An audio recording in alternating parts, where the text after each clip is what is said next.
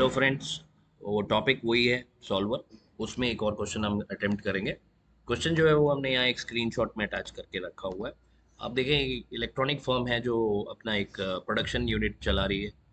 और production unit जब आप चला रहे हो तो आपको रॉ मटेरियल्स चाहिए होंगे कुछ प्रोड्यूस करने के लिए। ये एक्चुअली प्रोडक्शन कर किस चीज़ की रही है? ट्रांजिस्टर, रेजिस्टर और इलेक्ट्रॉन ट्यूब। ये तीन टाइप के आइटम्स हैं जो वो मैन्युफैक्चर कर रहा है। जब ये मैन्युफैक्चर कर रहे हैं तो मैन्युफैक्चरिंग के बाद क्योंकि बिजनेस कर रहे हैं तो इनको प्रॉफिट चाहिए। तो क्वेश्चन में आपको प्रॉफिट क्लियरली मेंशन्ड है कि पहले प्रोडक्ट को मैन्युफैक्चर करेंगे जो कि ट्रांजिस्टर है, तो 100 रुपये का प्रॉफिट बनेगा। हर 100 यूनिट यानी इनका एक रैक 100 यूनिट्स का है। यानी 100 ट्रांजिस्टर को बना के एक डब्बे में डालते हैं और वो डब्बा जब बेचते हैं तो 100 रुपये का प्रॉफिट हो रहा है। वैसे ही रजिस्टर का जो डब्बा जा रहा है 100 यूनिट्स का, उस पर 60 रुपये का प्रॉफिट हो रहा है। और इलेक्ट्रॉन ट्यूब के एक डब्बे जिसमें 100 यूनिट्स हैं उस पर 40 रुपये का प्रॉफिट हो रहा है। ये उन्होंने प्रॉफिट मेंशन कर दिया। उसके बाद उन्होंने इसके अंदर ये बताया है कि जब आप प्रोड्यूस कर रहे हो, प्रोडक्शन कर रहे हो, इन तीन चीज़ों की आपके क्या क्या रॉ मटेरियल रिक्वायरमेंट्स आ रही हैं। जैसे ट्रांजिस्टर के लिए आपको एक डब्बा बनाने के लिए विच हैज़ 100 यूनिट्स, आपको 1 घंटा इंजीनियरिंग सर्विस चाहिए, 10 घंटे डायरेक्ट लेबर चाहिए और 2 घंटे एडमिनिस्ट्रेटिव सर्विसेज चाहिए। सो तीन टाइप की रिक्वायरमेंट है। जो आप अगर देखोगे बाएं साइड, मैंने अपने एक्सेल शीट को साइड बाय साइड बनाना शुरू कर दिया है। इसमें सबसे इंपॉर्टेंट ये है कि जो भी आप रीड करें एक्सेल के अंदर, उसको आप एक्सेल शीट पे, मतलब क्वेश्चन के अंदर जो भी रीड करें वो एक्सेल शीट में आना चाहिए। जैसे हमारे पास तीन टाइप के प्रोडक्ट है, मैंने उनके इनिशियल्स ले लिए, टी, ट्रांजिस्टर, रेजिस्टर के लिए आर और इलेक्ट्रॉन ट्यूब के लिए ई। हमने ये नेमिंग कर दिए प्रोडक्ट्स के। उसके लेफ्ट साइड में हमने जो कोट किए हैं ये लेबल्स, ये है इंजीनियरिंग सर्विस, डायरेक्ट लेबर और एडमिनिस्ट्रेटिव सर्विसेज। और इसके बीच में हम कहीं ना कहीं अभी रिक्वायरमेंट कोट करेंगे, तो मैं इसको हाईलाइट कर देता हूँ। इसके अंदर रिक्वायरमेंट आएगी। अब रिक्वायरमेंट देखें तो हमारे पास थोड़ा तेज़ी से काम करेंगे। पहले यूनिट को बनाने के लिए हमें 1 घंटा चाहिए ईएस, 10 घंटे चाहिए हमें डीएल और 2 घंटे चाहिए एडमिनिस्ट्रेटिव सर्विसेज। वैसे ही आर, रजिस्टर बनाने के लिए हमें चाहिए 1 घंटा इसका चाहिए, 4 घंटे दूसरे के चाहिए और 2 घंटे तीसरी वाली सर्विसेज की चाहिए। ओके। एंड फाइनली आपको इलेक्ट्रॉन ट्यूब 100 यूनिट्स बनाने के लिए 1 घंटा इंजीनियरिंग सर्विसेज चाहिए, 5 घंटे आपको डायरेक्ट लेबर चाहिए और 6 घंटे आपको एडमिनिस्ट्रेशन आवर्स चाहिए।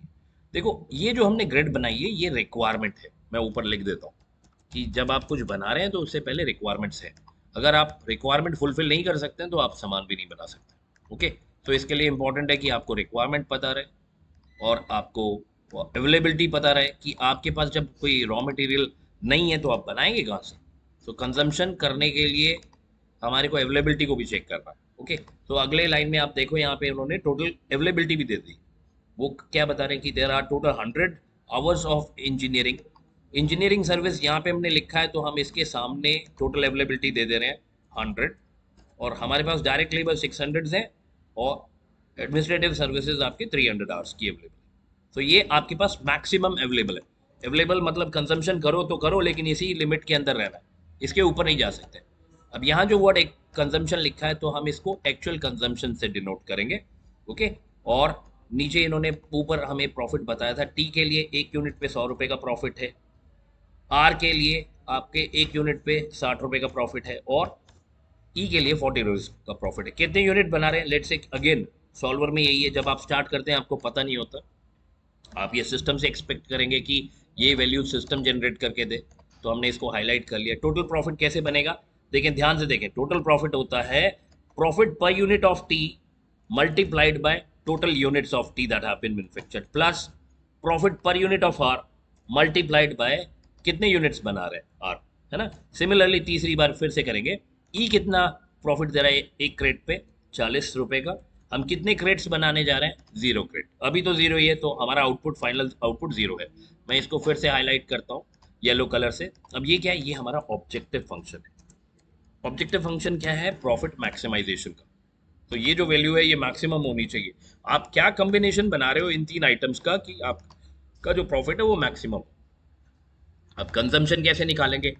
कंजम्पशन देखने के लिए हमें यूनिट्स जो हम मैन्युफैक्चर कर रहे हैं उसके साथ में हमें उसकी एक्चुअल कंजम्पशन चाहिए। हम क्या कर रहे हैं? ईएस के सामने कंजम्पशन निकाल रहे हैं, तो हमें पहले टी के लिए ईएस की कितनी कंजम्पशन है वो करनी है। उसके बाद आर की जो यूनिट्स बना रहे हैं उसको मल्टीप्लाई करेंगे कि आर के केस में ईएस की कितनी रिक्वायरमेंट आ रही है। यानी एक यूनिट आर बनाने के लिए आपको एक यूनिट ईएस चाहिए। तो मैं 0 × 1 जब कर रहा हूं तो मैं 0 या कोई भी यूनिट नंबर जो डिफाइन करूंगा उसके हिसाब से मेरी कंजम्पशन आ जाएगी। सिमिलरली मैं थर्ड जो हमारा प्रोडक्ट है इलेक्ट्रॉन ट्यूब, उसके total units of final production को मल्टीप्लाई कर रहा हूँ कंजम्पशन ऑफ ईएस के साथ। ओके, तो जैसे ही मैं क्लिक करता हूँ ये जीरो दे रहा है क्योंकि अभी ये वैल्यू जीरो है, बाद में ये सब वैल्यूज चेंज हो जाएंगे। अब सिमिलरली मैं बाकी दोनों सर्विसेज की भी कंजम्पशन निकाल लूंगा। 0 मल्टीप्लाइड बाय डीएल की consumption 40 plus 0 units of R multiplied by 4 units of DL requirement plus 0 units of E multiplied by 5 units of DL requirement for consumption, है ना।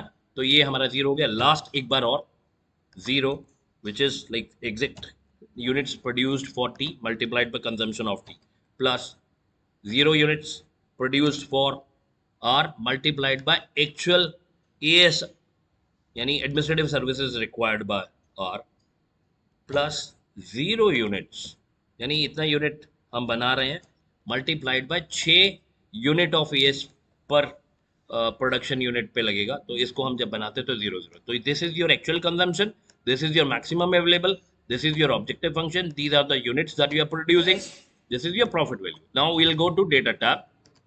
डेटा टैब में विल गो टू सॉल्वर।